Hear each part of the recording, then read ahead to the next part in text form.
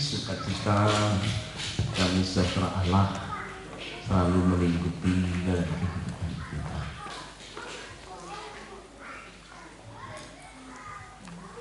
Membangun manusia rohani, Bapak Ibu saudara-saudara.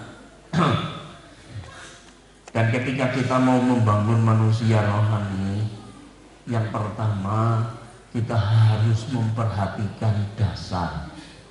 Seorang pembangun biasanya setelah melihat lapangan, setelah melihat kondisi tanah, dia gambar. Setelah dia gambar, apa yang pertama dia bangun? Yaitu pondasi. Pondasi itu adalah dasar. Nah, berbicara tentang dasar, sebagai orang beriman, kita harus membangun namanya dasar keyakinan. Kenapa kita harus bangun dasar keyakinan? Dan dasar keyakinan itu ada 7 hal, saudara. Ntar kita akan masuk ke dasar yang ke-6 sebelum berakhir pada dasar yang ke-7.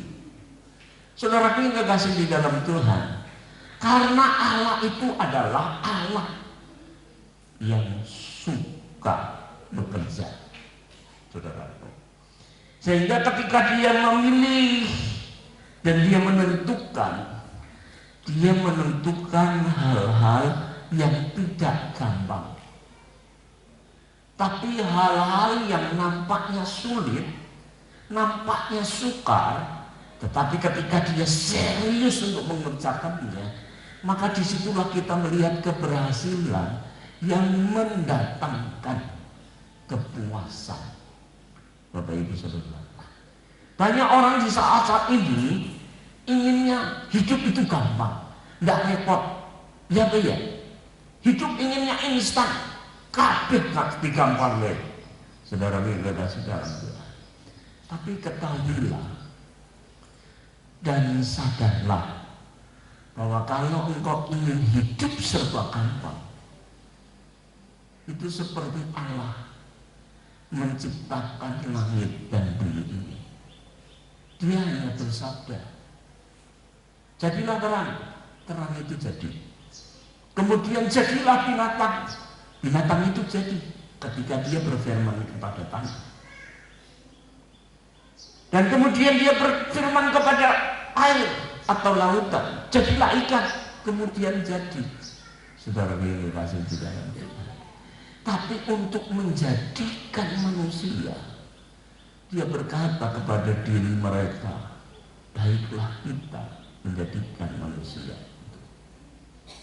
Kemudian dia ambil debu tanah, dibentuklah tubuh manusia dari tanah liat. Repot enggak?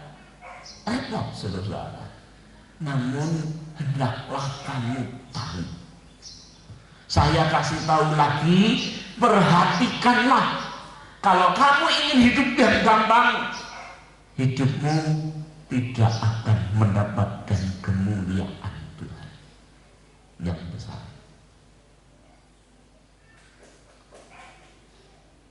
Saudara tahu, coba kita lihat ayam bertelur, telur netas, jadilah kata orang Jawa kutuk, jangan ikan kutuk ya saudara.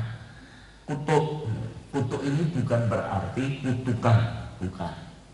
Kutuk itu anak ayam.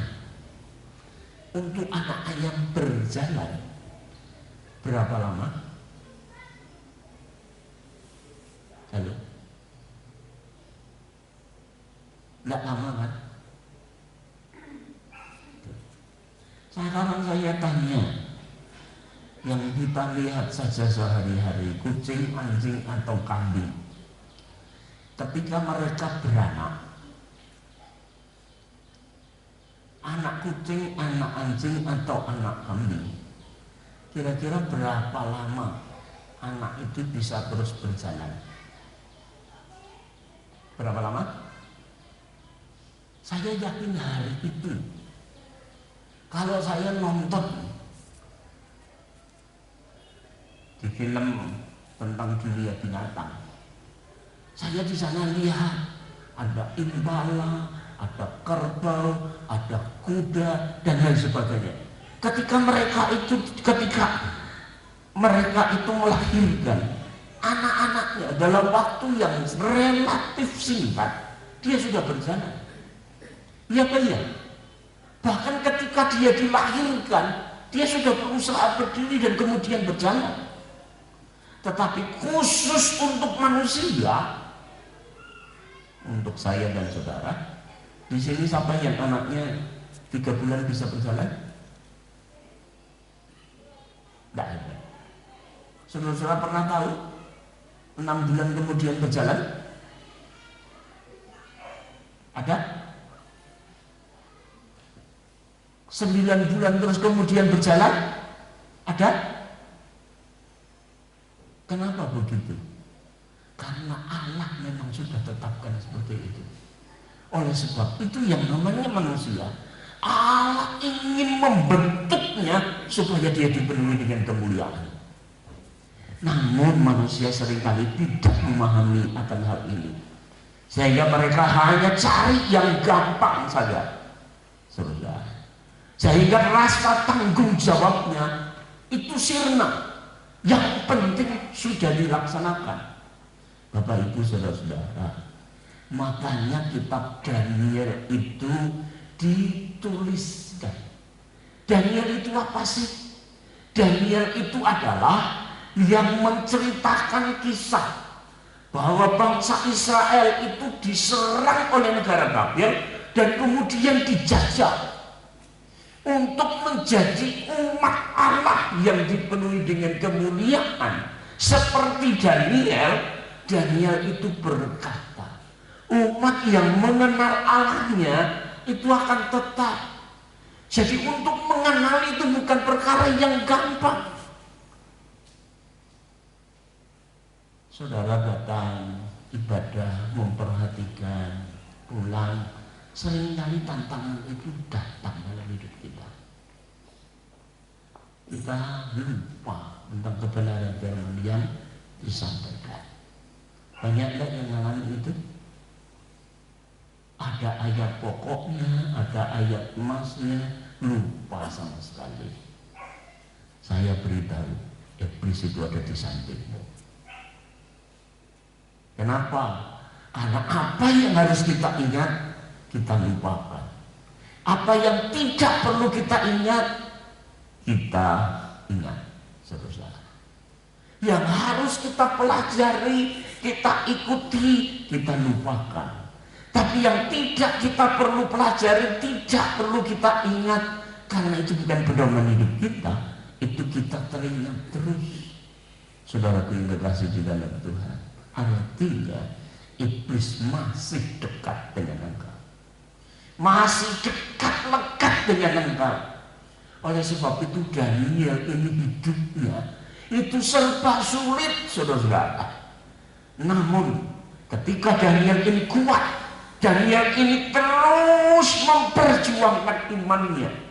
Karena tantangan bukan hanya namanya saja yang diganti, tapi pola pikirnya pun diusahakan diganti. Pola dalam pola makannya pun akan diganti, saudara. Sehingga sikapnya akan berubah menjadi yang Babel. Namun Daniel berkata, kalau kita mengenal Allah kita dan kita berusaha untuk kuat, firman Allah berkata, janjinya Dia akan membuat kita untuk bertindak. Arti bertindak di sini bukan hanya melakukan atau melakukan perbuatan, bukan. Tapi arti bertindak di sini adalah berkuasa. Nah, oleh sebab itu Bapak Ibu Saudara yang terkasih, baiklah kehidupan kita, baiklah kehidupan kita. Klik lagi Bapak Ibu Saudaraku.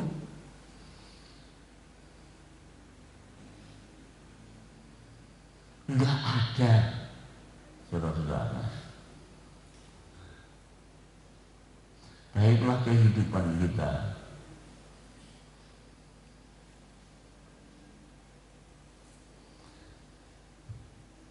Nggak ada orang yang hidupnya lebih mudah dari orang lain.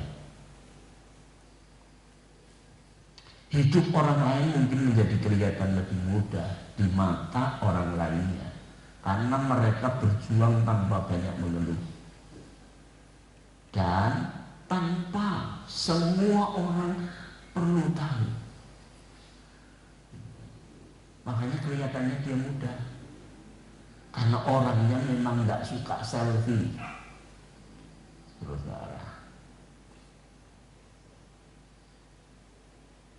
Terus ingatkan pada dirimu sendiri untuk tidak terlalu banyak menuntut, tapi lebih banyak berserah dan bersyukur. Saudara pilih kasih. Sebab ketika kamu mengeluh, kamu benar-benar menarik masalah ke dalam hidupmu. Ini kata T harus actor. Jadi ketika kita berusaha, kita enaknya ngeluh, kemudian kita mengeluh, itu menarik masalah masuk ke dalam kehidupan kita. Ya tidak masalah, saudara. Karena Tuhan kita itu setia. Ingat, jika kamu merasa ada 1000 masalah menimpa kehidupanmu, percayalah bahwa Tuhan punya 1001 cara untuk menyelesaikan masalahmu. Apa itu, saudara-saudara? Oleh sebab itu jangan banyak mengeluh, karena kalau kita mengeluh itu akan menurunkan energimu untuk melakukan yang terbaik. Akan menurunkan semangatmu, akan menurunkan antusiasmu untuk melakukan hal-hal yang terbaik. Saudara pilih kasih. Saudara lihat, kalau orang yang sedang dililit 1, 2, 3 masalah, 4, 5, 6 masalah, hidupnya tidak kelihatan di wajahnya mungkin, tapi hidupnya hanya kayak orang ngelamun. Setelah dia hidup dalam kayak orang ngelamun, kemudian kita lihat cara mengerjakannya, pekerjaan yang harus dia kerjakan pasti asal. Dia tidak akan berusaha untuk mengerjakan segala sesuatu secara maksimal. Walaupun firman Tuhan berkata, lakukanlah perbuatan atau perkataanmu itu seperti kepada Tuhan, bukan kepada manusia. Tapi kita lihat apa yang dia lakukan, asal saudara kasih di dalam Tuhan. Nah, oleh sebab itu Bapak Ibu saudara-saudara, sekali lagi diberitahukan, janganlah mengeluh, tetaplah bersyukur, saudara. Mungkin atau bisa jadi apa yang ada sekarang itu adalah doamu di masa yang lalu, sehingga engkau mengalami hal-hal yang sedemikian. Oleh sebab itulah Bapak Ibu saudara yang dikasihi di dalam Tuhan, kita harus memahami bahwa hidup itu bukan untuk sekedar direnungi, saudara. Sebab ketika seseorang akan maju menata masa depan, setiap yang pernah ia jalani tidak akan pernah dijadikan batu sandungan, saudara. Karena ketika hanya merenungi dan meratapi apa yang sudah terjadi, sesungguhnya ia hanya berkutat pada jurang penyesalan dan kemalasan. Harusnya pengalaman yang baik itu kita alami ketika kita bersyukur. Sehingga ucapan syukur, pengalaman yang indah ataupun yang tidak indah kita syukuri itu menjadi bukan batu sandungan, tapi menjadi batu pijakan untuk naik level. Saudara-saudara, ya kan ya? Saudara-saudara, beberapa tahun yang lalu ada dua kisah yang terjadi, tapi intinya sama. Ada seorang anak di sini jalan setelah makan, bawa piring tangan kiri, bawa gelas tangan kanan. Kepleset. Untuk menghindarkan hal itu, supaya dia tidak terjatuh, dia tahan tangannya ke meja. Tapi sayang, di meja itu yang pegang gelasnya pecah dan menghantam tangannya, sehingga di sini keluar darah bercucuran begitu kencang. Bapak Ibu saudara-saudara, saya ketika ada di situ saya pun kaget. Aduh, apa yang harus kita kerjakan? Saya pegang tangannya, saya ikat pakai satu tangan, masih mengalir dengan demikian kencang. Akhirnya saya bingung. Kasih es batu. Nampaknya es batu tidak bisa untuk menahan laju darah yang keluar karena luka. Akhir cerita, tahu sapu tangan tadi saya cari gombal, kalau nggak salah serbet, dan kemudian saat itu masih ada minyak tanah mengopek. Saudara, gombal atau enggak serbet itu saya masukkan ke minyak tanah itu, dan kemudian saya pegang tangannya yang mengeluarkan darah dengan serbet tadi.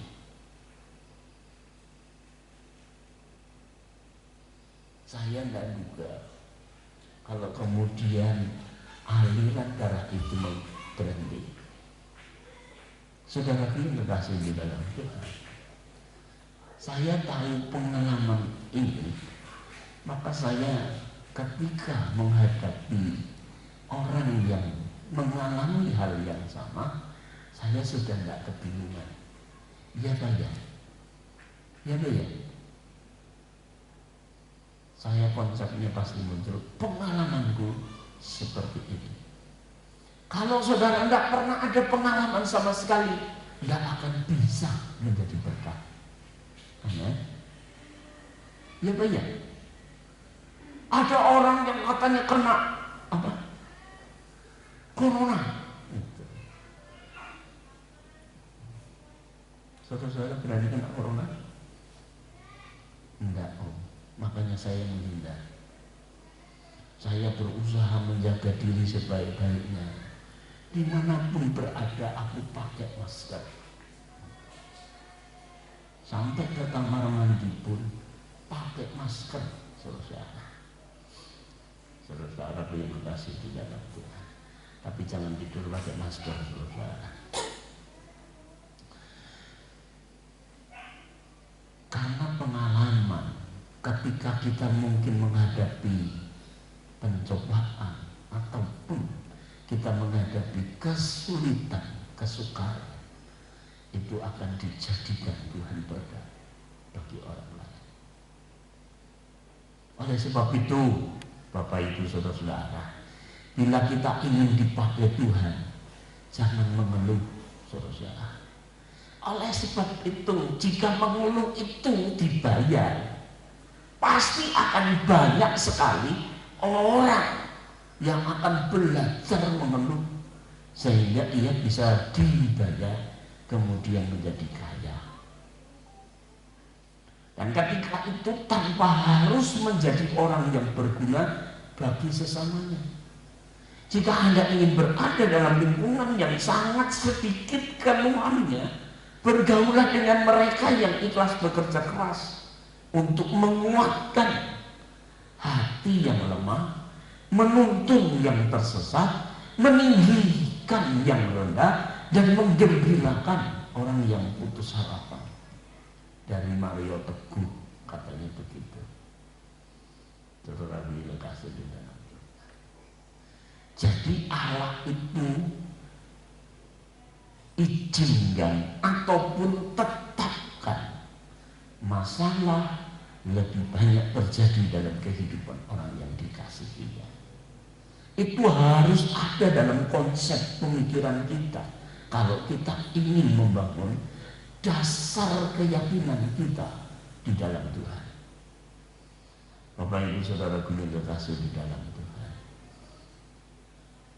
Jadi sebagai orang Kristen yang paham tentang prinsip ilahi ini, kita bekerjalah dengan ikhlas. Jangan mengeluh soal pendapatan. Tidak ada orang yang besar jika tidak dimulai dari yang kecil.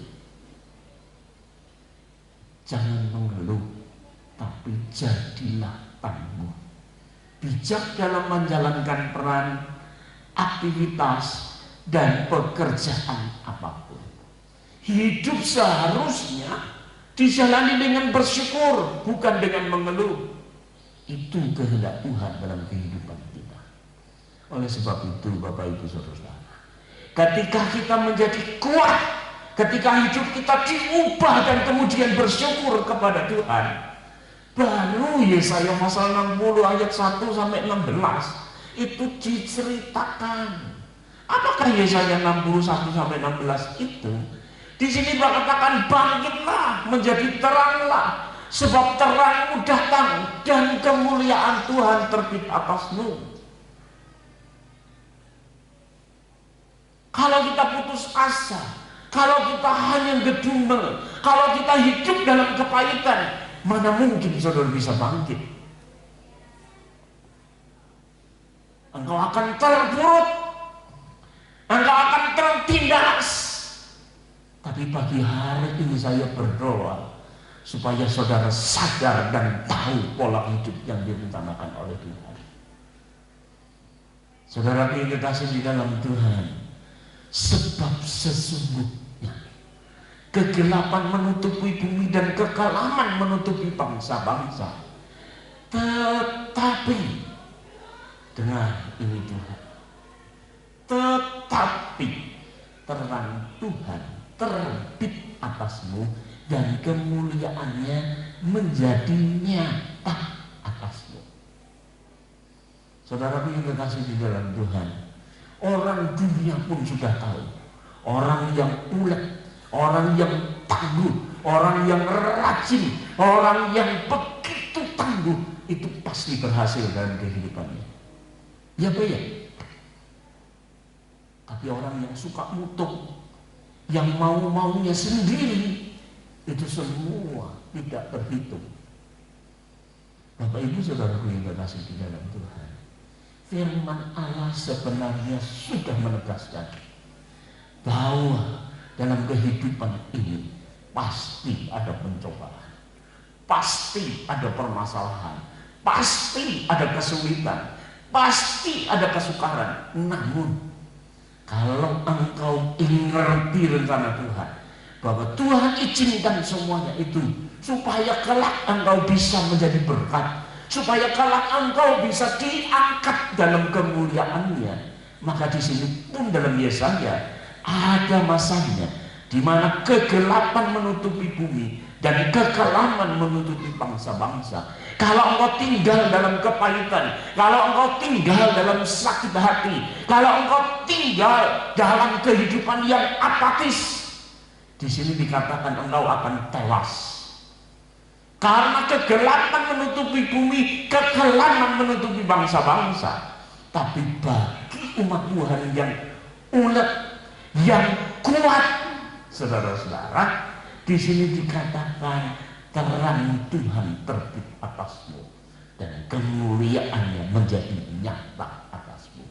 Bagi orang yang terus tekun membangun kehidupan manusia rohnya, di sini dikatakan Tuhan akan segera menyatakan kebenaran firman-Nya yang ditunggu-tunggu.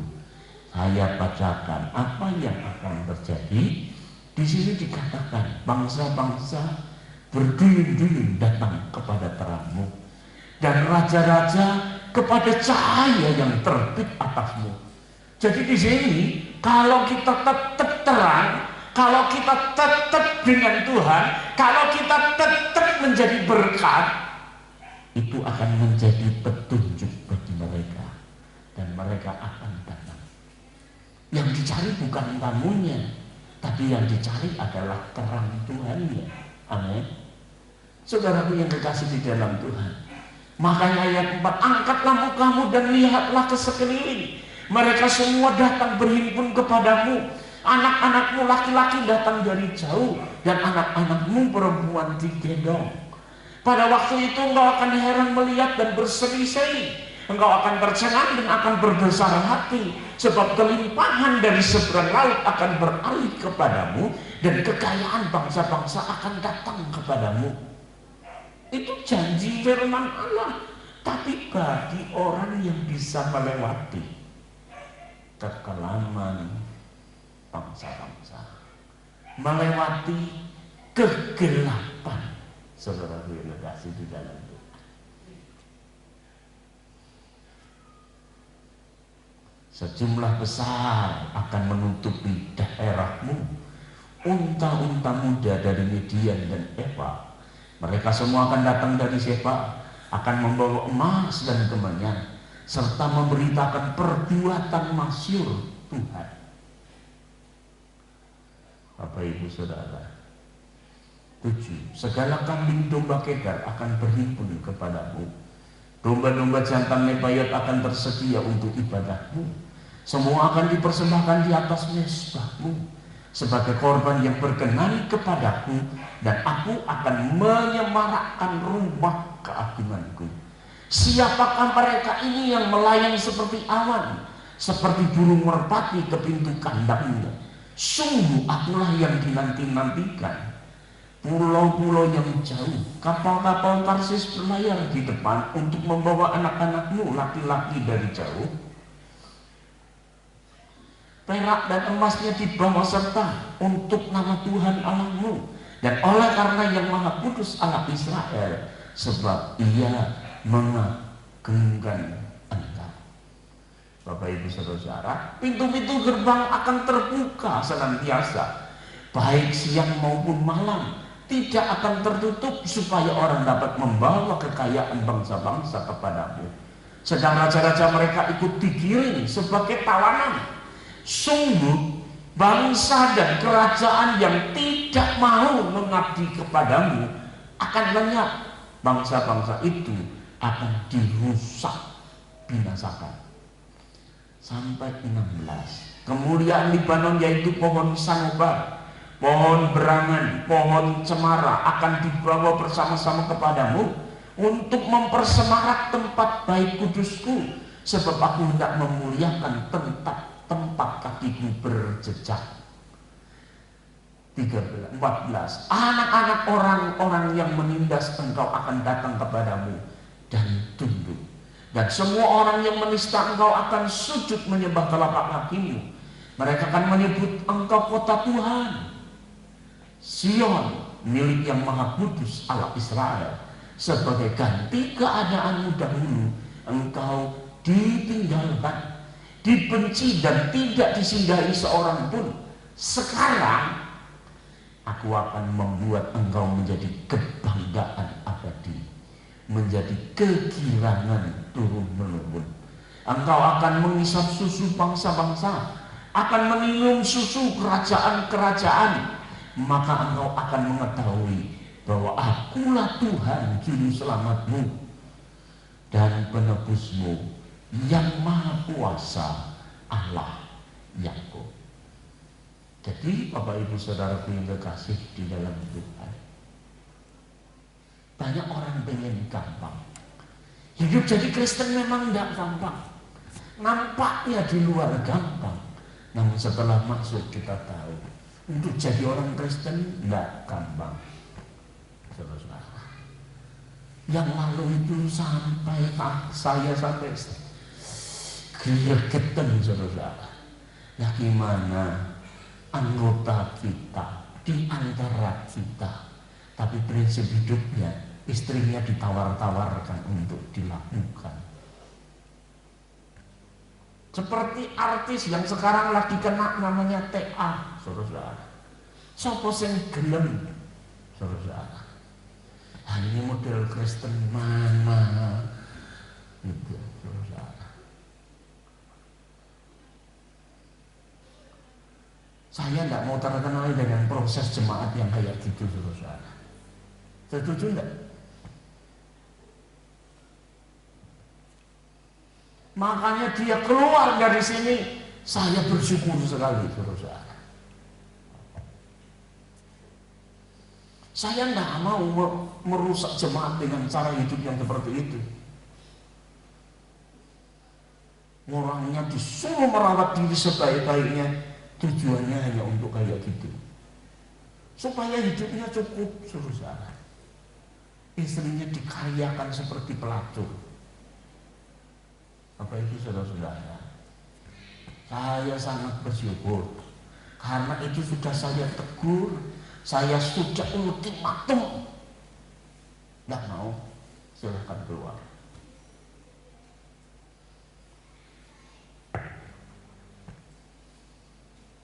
Mungkin saudara dengar sekarang baru kaget, saudara. Karena memang saya tidak mau menginformasikan hal-hal yang sebenarnya cukup rahasia. Tapi karena ini sudah umum, banyak yang tahu, terpaksa saya sampaikan.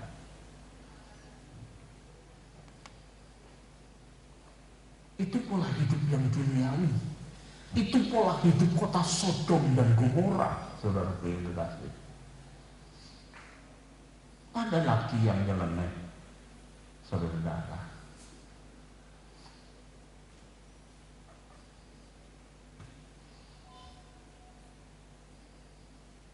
Saya berharap ke depan sudah tidak ada lagi.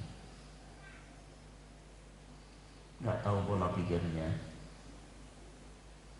Dia penginkan semua yang dilakukan di gereja, seperti baptisan, penyerahan, dan lain sebagainya, sehubungan dengan orang tuanya ini adalah orang tua yang aktif, maka anak-anaknya tidak perlu mau baptis, tidak perlu ke gereja, tidak perlu pembinaan, segera dibaptis. Saudara, mau nikah tidak perlu pendadaran atau konseling pernikahan. Ya sudah, Pak Pendetanya harus manut dia. Jemaat ini anaknya diberkati. Bapak Ibu saudara-saudaraku yang dikasihi dalam Tuhan, saya minta maaf kalau model jemaat yang kayak gini lebih baik tidak ada di sini. Gitu. Kenapa? Karena itu tidak alkitabiah, saudara. Iya kan? Ada enggak yang kayak gitu? Di sini dulu ada, sekarang sudah tidak ada. Saudara yang kasih di dalam Tuhan. Nah, oleh sebab itulah mari kita bangun kerohanian kita, sehingga hati kita benar di hadapan Tuhan, pola pikir kita juga berkenan di hadapan Tuhan. Karena Allah mau ini, sehingga ketika kita melakukan semuanya itu dengan penuh keyakinan. Karena jalan hidup orang benar itu dengan iman, saudara.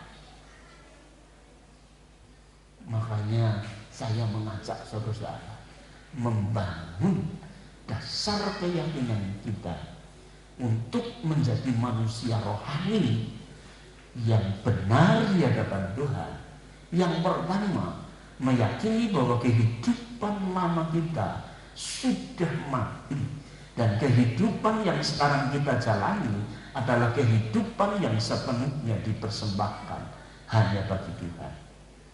Yang kedua, kita meyakini bahwa kita dapat memiliki kehidupan yang akurat, yang benar, bukan hanya benar, saudara, yang tepat, berkenan di hadapan Tuhan, bukan hanya yang baik, yang membuat iblis tidak memiliki celah untuk mengganggu hidup kita lagi. Dan yang ketiga, kita meyakini bahwa kita dapat memiliki kehidupan yang berkemenangan dalam segala hal. Karena kita dekat, kita erat, kita menyatu, kita berimanuel. Kita berserta, Allah berserta kita, maka kita dapat berkemenangan dalam segala hal. Yang keempat, meyakini bahwa adalah kehendak Tuhan untuk membawa kita sebagai gerejanya untuk sepenuhnya hidup di dalam keilahian dan kemuliaannya. Karena Allah kita itu sampai hari ini bekerja. Bapak Ibu Saudara yang dikasihi di dalam Tuhan, orang yang hidup dalam iman akan hidup berkemenangan, bukan setiap Paskah dan setiap Natal, tapi setiap hari. Dan minggu kemarin kita membahas tentang meyakini bahwa sebagai umat pilihannya, Tuhan akan terus-menerus menyertai dan membuat kehidupan sehari-hari orang percaya menjadi berbeda dibandingkan dengan yang lain, sehingga kita dapat mengatasi setiap kesukaran dan kesulitan. Dan hari ini saya ingin membangun bersama dengan saudara, meyakini bahwa Tuhan akan memakai kita untuk melakukan berbagai perkara yang besar. Ketika saudara mau membangun, kira-kira bangun rumah, kira-kira saudara cari tukang becak? Saya yakin enggak kan? Saudara, kita cari tukang batu, tukang kayu. Kalau pakai besi, ya tukang besi. Ya benar. Itu pun sebenarnya masih kurang. Kenapa? Ketika kita bangun rumah, kita harus cari yang ahli untuk membangunnya. Amin. Itu. Kalau tukang gawes tapi sudah pengalaman bangun rumah, ya benar. Noto botowe bengkong, kok bengkong, menceng. Lah pun bangun omah, nah gimana? Nanti peletot-peletot. Saudara yang dikasih di dalam Tuhan, saya beritahu, Allah mau pakai kita itu Yesaya 60. Itu tidak sembarangan, saudara. Amin. Dia cari orang yang sungguh-sungguh. Sehingga orang ini harus meyakini bahwa Tuhan itu bisa memakai kita, saudara. Amin. Dan ketika Tuhan mau memakai kita, itu bukan perkara yang kecil. Kalau perkara yang kecil, udahlah semua bisa. Sampai keledai pun dipakai Tuhan untuk ngomong sama Biliam. Karena hanya ngomong, saudara-saudara. Iya kan? Kalau hanya ngasih uang sama Petrus untuk pajak, udah pakai mulut ikan saja. Tapi Tuhan tadi dikatakan dalam Yesaya 60, Tuhan tidak hanya memakai kita seperti itu. Makanya dikatakan dari awal, kalau saudara tidak mau repot, sulit bagi Tuhan untuk memakai kita dalam perkara-perkara yang besar. Saudara dikasih di dalam Tuhan. Oleh sebab itulah Allah memberikan tanda. Markus 16 ayat 17 sampai 18. Tanda-tanda ini akan menyertai orang-orang yang percaya. 1. Mereka mengusir setan-setan demi namaku. 2. Mereka akan berbicara dalam bahasa-bahasa yang baru bagi mereka atau bahasa roh. 3. Mereka akan memegang ular ataupun digigit ular pun tidak mendapat celaka. 4. Mereka minum racun maut, mereka tidak akan mendapat celaka. 5. Mereka akan meletakkan tangannya atas orang sakit dan orang itu akan sembuh. 5 tanda ini adalah tanda orang percaya. Namun saya perlu garis bawahi, berarti orang percaya harus memiliki 5 tanda ini? Tidak demikian, saudara. Mungkin ada yang satu, mungkin ada yang lain. Karena dia orang percaya, saudara. Dan ini adalah standar yang awal, saudara.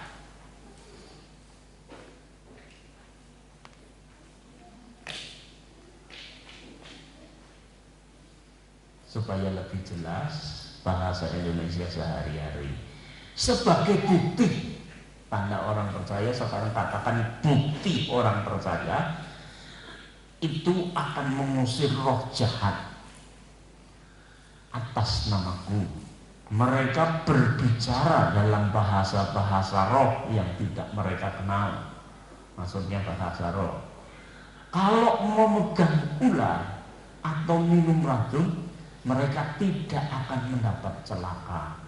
Kalau mereka meletakkan tangan ke atas orang-orang sakit, orang-orang itu pun akan sembuh. Jadi di sini saya lebih jelaskan. Ya, kita harus hati-hati dalam menyikapi ayat ini. Nah, kemudian saudara menantang, aku minum racun, aku tidak akan mati. Itu penerapan, penetrasi yang keliru, saudara. Paulus tidak pernah minta supaya dia digigit ular. Namun ketika dia pelayanan, dia kemudian terdampar ada di sebuah pulau. Tahu-tahu ketika malam tangannya digigit ular berbisa, saudara. Dan kemudian Paulus tidak mengapa-mengapa. Sakit enggak, keracunan enggak. Jadi maksudnya di sini, bila saudara terdesak tanpa saudara ketahui, tapi saudara mempertahankan imanmu, saudara, dan kemudian Tuhan yang mengizinkan engkau minum racun, ya tidak akan apa-apa. Tapi kalau saudara nantang-nantang, aku orang Kristen janjinya gini, aku minum racun, enggak apa-apa. Dikai racun kamu minum, kamu mati. Paham enggak, saudara? Paham ya? Karena memang ada. Saya dengar kesaksian di Kalimantan, ada seorang hamba Tuhan yang diracun, namun tidak mati. Makanya seluruh suku di Kalimantan, berarti bukan hanya semua ya, seluruh suku, maksudnya itu seluruh satu suku itu mereka bertobat dan mengenal Tuhan Yesus. Dari kepala sukunya sampai kepada anak-anak. Jadi saudara-saudara, di sini kita bisa memahami ayat Markus 16 ayat 17 dan 18. 17 18. Bahasa Jawanya, wong sing pracaya bakal padha diparingi pertanda. Ya. Jadi kalau kita lihat dari ayat tadi, bukti tanda orang percaya. Tanda orang percaya itu berarti mereka mengalami, saudara. Tapi kalau dalam bahasa Jawa ini, wong sing percaya bakal padha diparingi pertondo. Jadi maksudnya kalau saudara percaya, itu Allah akan memberikan tanda. Begitu ya, Bapak Ibu saudara. Ya kuwi bakal kuwasa nudungi demit nganggo nyebut jenengku. Bakal padha celatu nganggo basa sing wong-wong mau dhewe padha ora ngerti tegese. Menawa padha nyekel ula utawa ngombe racun, ora bakal ngalami bilahi. Samangsa padha ndemek wong lara, sing lara bakal mari. Sekarang lagi viral, ya sebenarnya sudah beberapa bulan ini viral. Sebelum pandemi ada namanya kayak Pastor Simon. Dia pergi dari kota ke kota dan kemudian dia doakan orang di permasalahan. Dan kemudian Tuhan campur tangan. Banyak orang yang disembuhkan, saudara. Dan gereja-gereja saya dengar di Jogja juga ada pendeta namanya Lukas Yusianto dari gereja Kristen Kemah Daud, saudara, PKKD. Dia terus terang ketika ada pertemuan di Wonosari di sebelahnya Mas Gilen, dia cerita bahwa dia itu adalah seorang hamba Tuhan, namun tidak setangguh kayak Petrus Agung. Kalau saya disuruh mendoakan orang sakit, nyali saya kecil gitu.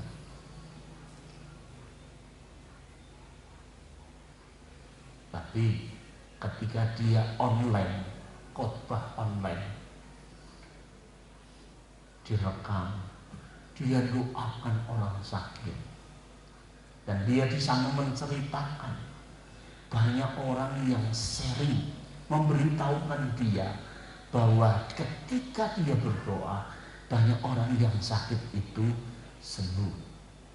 Buat saya hal ini tidak mengherankan, saudara, karena janji firman Tuhan seperti itu, ya kan?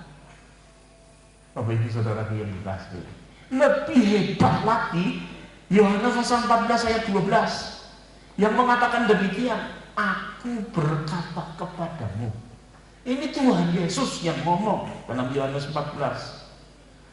Sesungguhnya barang siapa percaya kepadaku, ia akan melakukan juga pekerjaan-pekerjaan yang aku lakukan.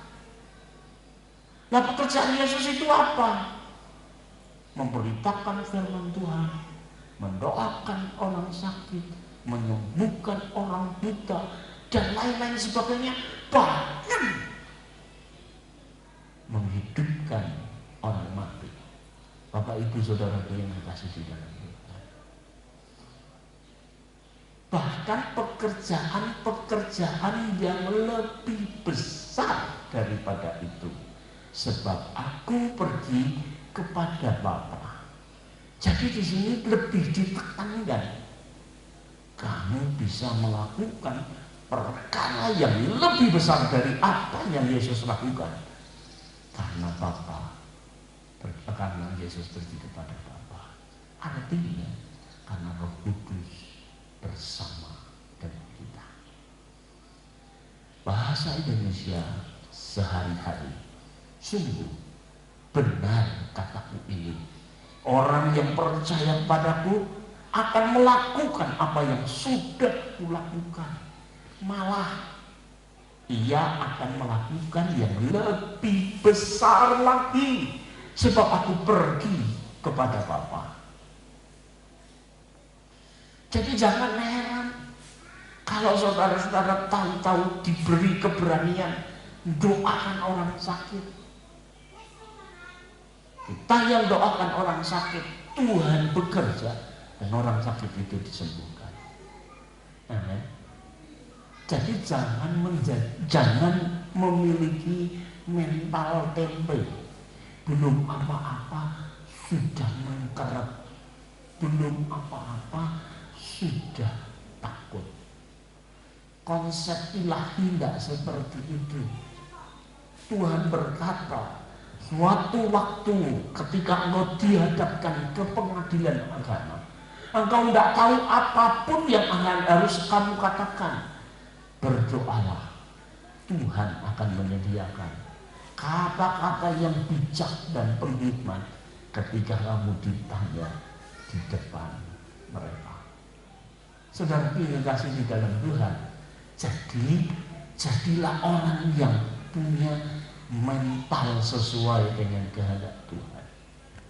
Bahasa Jawa, aku kondo satemene marang kowe, wong sing percaya temenan marang aku, bakal bisa nglakoni prakara-prakara sing wis dak tindakake, malah wong kuwi bisa nindakake prakara-prakara sing luwih gedhe ketimbang karo kuwi. Sebab aku bakal sowan menyang ngarsane Ramaku. Bapak Ibu Saudaraku yang terkasih, saudara percaya firman Allah ini? Coba buka Alkitabmu. Apakah yang aku bacakan ini sama dengan Alkitab yang Anda miliki? Saya yakin sama. Karena Pak Barsilap bukan orang yang suka ngarang firman Tuhan. Saudara yang terkasih juga. Saya tambahkan Kisah Para Rasul pasal 11 ayat 20 sampai 21 terjemahan baru. Tetapi dari antara orang-orang percaya itu yang berasal dari Siprus dan Kirene, ada juga orang-orang yang pergi ke Antiokhia dan memberitakan kabar baik tentang Yesus itu kepada orang-orang yang tidak beragama Yahudi. Orang-orang yang tidak beragama Yahudi, beberapa naskah kuno itu menceritakan yang dimaksud orang-orang Yunani, bukan satu bangsa, atau orang Yahudi yang berbahasa Yunani juga. Kuasa Tuhan ada pada mereka, sehingga banyak orang menjadi percaya dan menyerahkan diri kepada Tuhan. Bapak Ibu Saudaraku yang terkasih, apa yang kau lakukan dengan sungguh-sungguh, yang di atas itu pasti bertanggung jawab. Amin. Dia tidak akan tinggal diam. Dia menyertai dengan kuasanya, sehingga tanpa kita merasa, tanpa kita kayak apa gitu, kayak orang kesurupan kemudian kita melakukan sesuatu. Nah, apapun yang kau kerjakan sebagai orang percaya, kerjakanlah sungguh-sungguh. Ketika engkau mendoakan orang, Tuhan akan campurkan, Tuhan akan sertai. Banyak orang yang berusaha supaya kelihatan disertai oleh Tuhan, teriaknya luar biasa kencangnya, bentak lagi dan lain sebagainya. Yang penting bukan itunya, saudara-saudara. Yang penting adalah penyertaan Tuhannya. Amin. Engkau berdoa dengan keras, puji Tuhan. Berdoa dengan lembut, puji Tuhan. Tapi kalau berdoa dalam hati, Tuhan tidak akan menyertai. Saudara. Apalagi doakan orang, orangnya akan dimopoi. Saudara. Terus bahasa Indonesia sehari-hari. Tetapi dari antara orang yang percaya itu yang berasal dari Siprus dan Kirene, ada juga orang-orang yang pergi ke Antiokhia memberitakan kabar baik tentang Yesus itu kepada orang-orang yang tidak beragama Yahudi. Ini adalah maksudnya agama Yahudi itu Yudaism, pegangannya hukum Torah. Orang-orang yang tidak beragama Yahudi, beberapa naskah kuno itu bermaksud orang-orang Yunani atau orang Yahudi yang berbahasa Yunani juga. Kuasa Tuhan ada pada mereka, sehingga banyak orang menjadi percaya dan menyerahkan diri kepada Tuhan. Ini bukan rasul, saudara. Ini orang percaya. Ini bukan Paulus, ini bukan Petrus, bukan Yohanes, bukan, tapi orang percaya. Bahasa Jawa, nanging ana sawetara wong percaya anyaran. Ya, ini lebih pantes. Wong percaya anyaran sing satekane ing pulau Siprus lan kutha Kirene, banjur lunga menyang kutha Antiokhia. Ana ing kono wong-wong percaya mau nuli ngabarake Injil marang wong-wong bangsa liya sing nganut agama kafir, yakuwi Injil bab Gusti Yesus. Panguasane Gusti Yesus nunggil karo wong-wong pracaya mau, wong anyaran. Lan akeh wong sing sawise nampa pawarta nuli padha percaya lan maratobat marang Gusti Yesus. Jadi Bapak Ibu Saudara, kalau kita melihat ayat-ayat ini sangat jelas dalam kehidupan kita. Saudara jadi orang percaya, apalagi menjadi orang benar, saudara, itu sangat indah di dalam Tuhan. Oleh sebab itu, mulailah kita mengharapkan terjadinya pekerjaan firman dan roh yang akan memposisikan diri kita menjadi partner kerja Tuhan dalam mendemonstrasikan kuasa dan kedaulatannya di bumi ini. Jadi jangan hanya mendoakan sepintas lalu walaupun dengan tenangan, tapi mari kita tingkatkan. Saya melihat Pastor Simon yang ada di YouTube sekarang sudah tidak jalan-jalan, kemudian dia cari orang sakit didoakan, enggak. Jadi dia cari orang itu tentu dengan doa. Saya lihat terakhir dia nampaknya diundang banyak orang di situ sudah, dan kemudian diminta untuk mendoakan. Peningkatan saudara, yang kemudian bahkan unsur-unsur alam pun akan mentaati kita. Ada ayatnya? Ada saudara. Yakobus pasal 5 ayat 16 sampai 18. Karena itu saudara, karena itu hendaklah kamu saling mengakui dosamu dan saling mendoakan supaya kamu sembuh. Doa orang benar bila yakin didoakan sangat besar kuasanya. Ini sudah yang tadi, ini ningkat saudara. Elia adalah manusia biasa, sama seperti kita, dan ia telah bersungguh-sungguh berdoa supaya hujan jangan turun, dan hujan pun tidak turun di bumi selama 3 tahun 6 bulan. Ayat 18, lalu ia berdoa pula, ini setelah jenjangnya 3,5 tahun, dan langit menurunkan hujan dan bumi pun mengeluarkan buahnya. Dari ayat-ayat ini kita mengerti bahwa Elia itu bukan karena kuasanya, tapi karena pertolongan Tuhan atau kehendak Tuhan. Dia mendoakan supaya langit tidak hujan, tidak hujan. Dia doakan supaya langit menurunkan hujan, terjadilah hujan. Apa itu saudara-saudara yang dikasih di dalam bahasa Indonesia sehari-hari. Sebab itu hendaklah kalian saling mengakui kesalahan dan saling mendoakan supaya kalian disembuhkan. Doa orang yang menuruti kemauan Allah mempunyai kuasa yang besar. Elia sama-sama manusia seperti kita. Ia berdoa dengan sungguh-sungguh supaya hujan tidak turun, maka hujan pun tidak turun selama 3,5 tahun. Kemudian, nah ini menggambarkan perbedaan waktu. Ia berdoa lagi, lalu langit menurunkan hujan, sehingga tanah memberikan hasil yang berbaik. Bahasa Jawa, mulane padha genti ngakonono kalumputanmu lan padha donga dinungakno supaya kowe padha kuwarasan.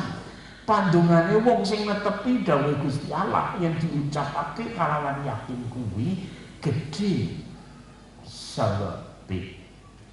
Di sini dikatakan doa mendoakan, didoakan dan mendoakan, tapi diawali dengan keterbukaan. Banyak orang Kristen sekarang itu tertutup. Walaupun orang yang sudah ditutupi itu tahu, tapi dia tetap menutupi.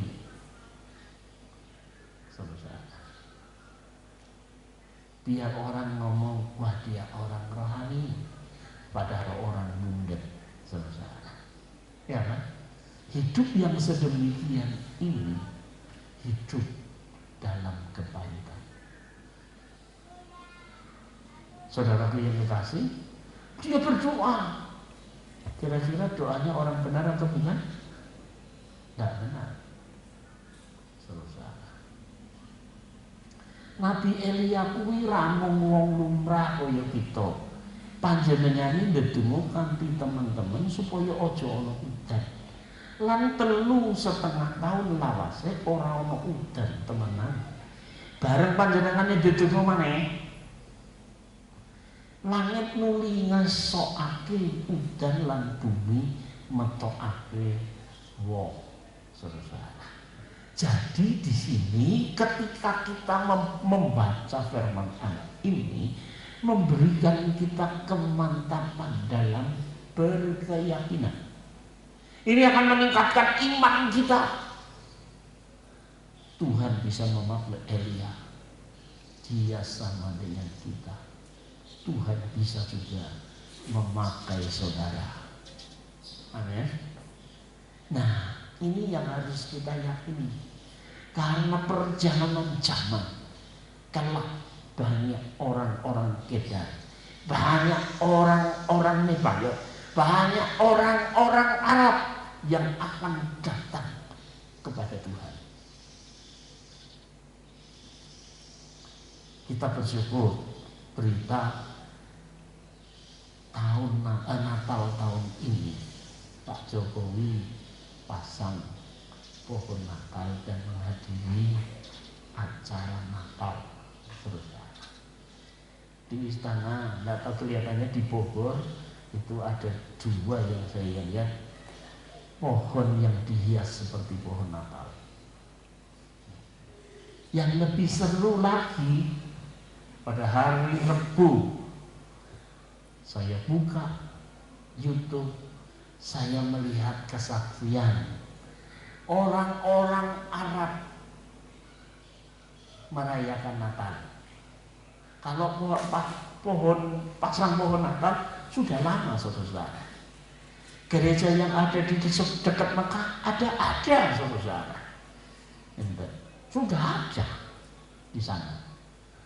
Apalagi di Uni Emirat Arab, di kota Abu Dhabi, itu setiap Desember dia pasang pohon Natal yang termahal, karena di sana mutiara dan perhiasan-perhiasan yang mahal-mahal itu dipasang di sana. Kalau dipasang di Indonesia, apalagi orang dijaga pas, tak saudara, tidak jadi pohon Natal. Karena di Abu Dhabi, kota Abu Dhabi, dan di sana dijaga ketat, perhiasan mahal-mahal pasang semua di situ. Saudara yang terkasih di dalam Tuhan. Dan lebih seru lagi, orang-orang Arab itu yang pakai perempuan itu, saudara, ada kumisnya, ada jenggotnya, kodeknya, mereka pada pakai kaos Merry Christmas. Saudara dikasih kegenapan firman Allah sedang terjadi. Saya inginkan dan saya berdoa bagi saudara, jangan sampai saudara tertinggal, jangan sampai saudara terlewatkan. Saudara masih di dalam Tuhan. Karena ketika kita itu bersama dengan Tuhan, membangun manusia rohani kita, meyakini akan 7 keyakinan yang sudah kita pelajari, saya yakin dia tidak akan tinggalkan kita. Karena setiap hari kita baca firman, kita berdoa kepada Tuhan, kita selaraskan hidup kita kepada Tuhan, sehingga doa kita pun mengalami perubahan, penyembahan kita pun akan mengalami perubahan. Yang pertama dulu, Tuhan kasihnya kami bagaikan cacing-cacing akan mengalami perubahan, karena dia sudah tahu Tuhan mengasihimu. Amin. Dia akan berdoa sesuai dengan firman Allah. Seperti Yesaya, Tuhan, apa yang aku lakukan? Tuhan berkata, bernubuatlah. Dan Yesaya pegang firman Allah itu. Kemudian dia berdoa. Saya beritahu, Elia pun seperti itu. Dia ketika berdoa supaya turun hujan, itu karena Tuhan sudah berfirman kepada Elia, Elia, sekarang tunjukkanlah dirimu kepada Raja Ahab, karena sudah waktunya aku harus menurunkan hujan. Baru Elia nongol kepada Raja Ahab, dan dia berkata kepada Raja Ahab supaya dia bertobat. Saudara dikasih dengan Tuhan. Setelah itu Elia berdoa dan hujan pun turun. Kiranya Tuhan memberkati. Mari kita akan masuk di dalam doa. Kita menyanyikan satu lagu, Rohmu, Rohmu yang hidup penuhiku.